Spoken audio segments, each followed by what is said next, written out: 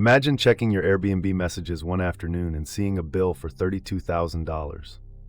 Not a warning, not a question, a bill for mold damage. In a house where you were a paying guest, where the hosts lived alongside you, where other people used the same bathroom, and where the water damage was already stained into the walls before you even unpacked your bags. That is exactly what happened to one guest in Contra Costa County, California.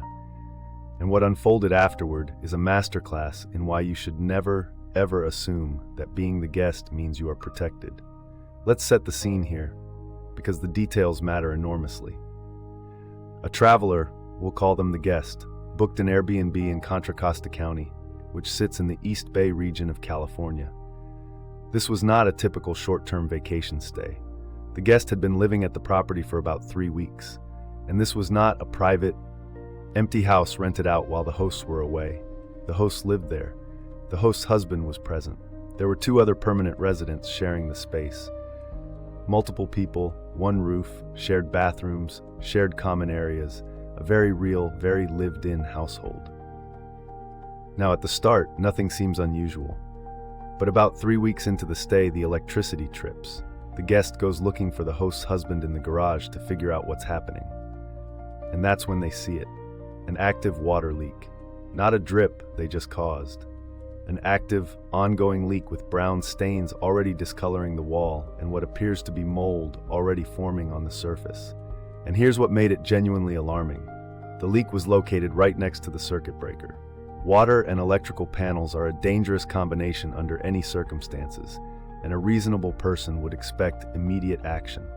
What happened instead? Nothing. Days passed. The water kept leaking. A large puddle sat on the garage floor, and no one appeared to be rushing to fix the underlying problem.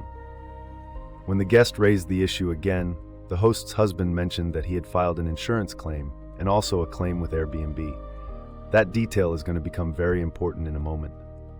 Then comes the gut punch. Airbnb contacts the guest with a damage claim. The number? $32,000. The allegation? That the guest caused mold damage through bathtub overflow use. The specific story the host told Airbnb was that during the guest's stay, water passed through the overflow plate area of the bathtub and caused damage to the area below. Let that sink in for a second. A guest staying in a shared home, using a bathroom that multiple other people also use, is now being handed a 5-figure bill for what the host is describing as damage caused by normal bathtub use. But here's where the story gets legally fascinating. The guest actually obtained a copy of the mold remediation estimate, the very document the host submitted as the basis for this claim. And that document, in its own language, states that the water intrusion resulted from a bathtub overflow where the overflow plate was not properly sealed, not improperly used, not negligently flooded, improperly sealed. That is a description of a maintenance defect. That is describing an installation or upkeep failure, not guest misconduct. Think about what that means. The paperwork being used to justify a $32,000 claim against this guest contains language that arguably exonerates the guest. The overflow plate was not properly sealed. That is the host's problem, or the previous installer's problem, or the property's problem. But by almost any reasonable interpretation, that is not the guest's fault. There's more. After the claim was filed, the guest spoke with the downstairs tenant, another person living in this property. And that tenant told them something critical. There had already been a leak in that same area months before the guest ever arrived. Months before. This was not a fresh problem. This was a recurring issue in a property that apparently had a history of water intrusion, and the guest is now being asked to pay to remediate damage that may have been accumulating long before they booked their first night. This is what lawyers and insurance adjusters call pre-existing damage. And pre-existing damage fundamentally changes the legal picture in a dispute like this. If damage existed before a guest's stay, especially if it was known to the host and not disclosed, the host cannot simply point to the guest as the cause. Causation has to be established. You can't charge someone for fixing what was already broken. And let's not overlook the shared use factor. This was not a private rental where only the guest had access to the bathroom in question. The host family lived there. Other permanent residents lived there. Every single one of them used the same facilities. For Airbnb or the host to single out the guest as the sole cause of damage in a shared bathroom in a shared home where multiple people had daily access, that is an enormous evidentiary leap that would be very difficult to sustain. Now let's talk about where the guest stands legally and what options look like in California specifically. California has strong consumer protection laws, and when it comes to rental disputes, courts take the burden of proof seriously. If a host or a platform like Airbnb wants to hold a guest liable for property damage, they typically need to establish that the guest actually caused the damage, that the damage was not pre-existing, and that the amount being claimed is reasonable and supported by evidence.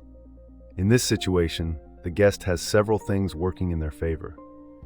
First, the remediation document itself describes the cause as an improperly sealed overflow plate, a maintenance issue. Second, there is testimony from another resident about a prior leak in the same location. Third, multiple parties had access to and used the bathroom. Fourth, the guest raised the safety concern about the leak in the circuit breaker and was essentially ignored for days while the problem worsened. If Airbnb were to escalate this to a collections action or pursue the guest through civil court, the guest would have strong grounds to contest the claim. A California small claims court handles disputes up to $10,000, but for a claim of this size, it would need to go to a higher civil court. And in that setting, documentation is everything. The guest should be preserving every message, every photo, every timestamp, every communication with the host and with Airbnb. If they have photos of the brown stains in the puddle from the early days of the dispute, those are gold. There is also the matter of personal property. The guest still has belongings at the house, including a stroller and other items that they have not been allowed to retrieve. In California, a landlord or host does not have the legal right to withhold a guest's or tenant's personal property as leverage in a dispute. That could expose the host to additional liability. If you are ever in a situation where someone is blocking you from retrieving your belongings after a dispute, document that refusal in writing and consult with an attorney about your options, because that behavior can actually strengthen your legal position. So what can you take away from this? Whether you are an Airbnb guest, a frequent traveler, or someone who rents property of any kind. First, document everything before you settle in. When you arrive at any short-term rental, do a walkthrough and photograph any existing damage, stains, watermarks, or issues. Send those photos to the host in a message through the platform so there is a time-stamped record. This one habit could protect you from exactly this kind of dispute. Second, if you notice a maintenance issue during your stay, report it in writing through the platform, not just verbally. A conversation in a garage does not create a paper trail. A message on Airbnb does. Third, understand that Airbnb's claims process is not a court of law. A bill from Airbnb is not a legal judgment. You have the right to dispute it, provide counter evidence, and refuse to pay a claim you believe is unjust. Platforms rely on guests not knowing this. Fourth, if a claim reaches you that involves significant money, consult with a tenant's rights attorney or a consumer protection lawyer before you respond. Many offer free initial consultations, and in California specifically, there are legal aid organizations that can help if cost is a concern. And fifth, know the language. When a remediation report says the cause was an improperly sealed overflow plate, that is a document you want your attorney to read, because words like that can make or break a case. If this happened to you, if you've received an unexpected damage claim from a rental platform or a host for something you know you didn't cause, don't panic and don't pay anything until you understand your rights. Talk to a lawyer, gather your documentation, and remember that a bill is not a verdict. If you found this breakdown helpful, subscribe to this channel. We cover real legal situations that real people face.